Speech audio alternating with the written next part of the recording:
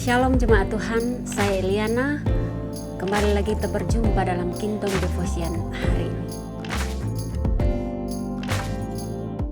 Saudara-saudara yang kekasih dalam Tuhan, yang akan menjadi bacaan kita di saat ini adalah Yesaya pasalnya yang ke-41 ayatnya yang ke-10.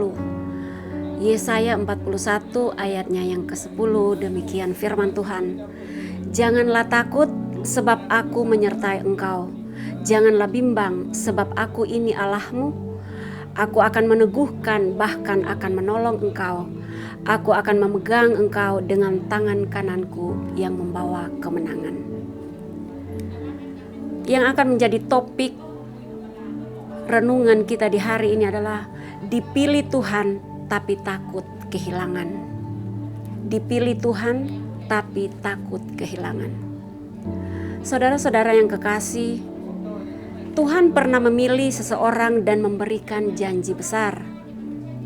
Tapi orang itu jatuh karena ketakutan yang timbul dari dalam hatinya. Dia takut kehilangan rakyatnya. Namanya Yerobeam. Yerobeam bukanlah orang sembarangan. Ia dipilih langsung oleh Tuhan melalui Nabi Ahia.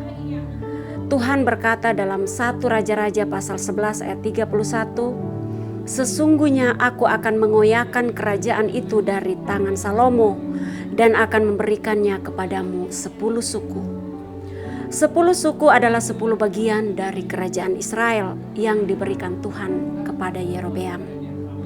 Ini bukan hasil ambisi dari Yerobeam, tapi ini pilihan Tuhan. Bahkan Tuhan memberikan janji yang sangat kuat. Dalam 1 Raja-Raja 11 ayat yang ke-38 berkata, jika engkau mendengarkan dan melakukan dengan benar segala yang kuperintahkan kepadamu, maka aku akan menyertai engkau dan membangun bagimu keturunan yang tetap. Artinya di sini bahwa Tuhan sudah menjamin masa depan Yerobeam.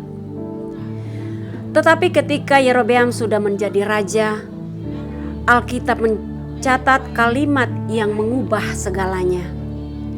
Dalam 1 Raja-Raja 12 ayat 26-27. Demikian firman Tuhan, berkatalah Yerobeam dalam hatinya, jika bangsa ini pergi mempersembahkan korban ke rumah Tuhan di Yerusalem, maka tentulah bangsa ini akan berbalik ke sana dan mereka akan membunuh aku. Saudara-saudara kekasih Kristus, mari kita memperhatikan ini baik-baik, yaitu kalimat bahwa berkatalah Yerobeam dalam hatinya.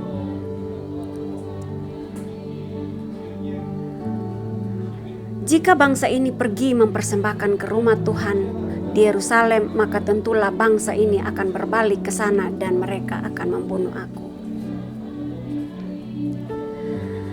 Kalimat ini berarti bahwa dosa tidak dimulai dari altar, tetapi dosa timbul atau dimulai dari ketakutan dalam hati. Yerobeam takut kehilangan rakyatnya. Ia takut kehilangan posisi sebagai seorang raja. Akhirnya dia pun lupa pada janji Tuhan. Lalu Yerobeam membuat anak lembu emas dan berkata, hai Israel, inilah Allahmu yang menuntunmu dari Mesir. Yerobeam mengubah cara ibadah dan mencampur kebenaran dengan strategi manusia. Dan hal itu menyebabkan orang Israel berdosa. Satu kompromi kecil dan satu keputusan karena takut bisa menjadi dosa bagi satu bangsa. Dan hal ini berdampak dalam jangka panjang. Karena setelah Yerobeam mati, Alkitab terus mengulang kalimat ini untuk sebagian besar raja-raja Israel bagian utara, di mana mereka hidup dalam dosa Yerobeam yang menyebabkan orang Israel berdosa. Satu keputusan salah bisa menjadi warisan dosa satu generasi. Saudara-saudara kekasih, terkadang kita juga seperti Yerobeam. Kita tahu kebenaran, tapi kita lebih memilih aman. Kita terpanggil dalam pelayanan dan dipercayakan Tuhan suatu hal, tetapi kita melakukan penolakan secara halus hanya karena kita takut kehilangan sahabat, kita takut kehilangan keluarga, serta kita takut dengan komentar-komentar orang lain dengan masa lalu kita. Dan juga kita sering berkata, aku tahu Tuhan mau apa, tapi terkadang kita melakukan sesuatu dengan cara kita sendiri. Marilah saudara-saudaraku yang kekasih, kita hilangkan rasa takut yang ada dalam hati dan percaya sepenuhnya pada janji Tuhan. Janganlah kita membuat anak lembu emas dalam hidup kita. Ketika Tuhan sudah memberikan kepada kita tugas pelayanan, lakukanlah itu dengan tekun dan setia. Kita tidak perlu takut karena Tuhan menyertai kita.